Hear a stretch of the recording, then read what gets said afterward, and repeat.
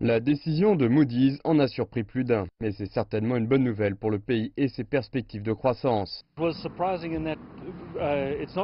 C'était surprenant, car il n'est pas fréquent qu'une agence de notation, après avoir donné une indication aussi claire de son orientation, fasse volte-face dans un aussi court laps de temps.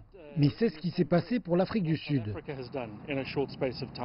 La confiance et les marchés locaux ont évolué. En novembre, l'obligation à long terme sud-africaine R186 se montait à 9,5%. La monnaie locale s'échangeait à 14 $.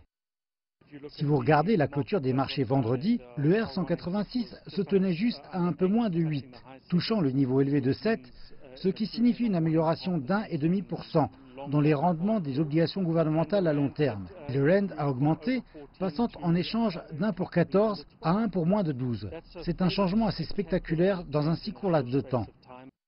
Une des questions soulevées par Moody's et les autres agences de notation est la stabilité politique, plus précisément au niveau des terrains et des exploitations minières.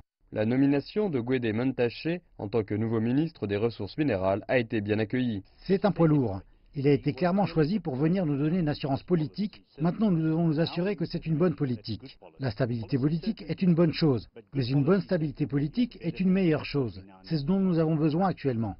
Tout le monde a pris une profonde inspiration et l'agence a donné au nouveau président le bénéfice du doute.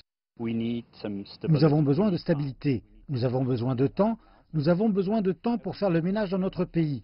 Et nous devons revenir sur le devant de la scène et convaincre les investisseurs que l'Afrique du Sud est la bonne destination pour les investissements. La décision s'est avérée une surprise, mais elle donne au pays un peu de répit pour mettre de l'ordre dans ses politiques et pour rechercher cette croissance économique tant désirée.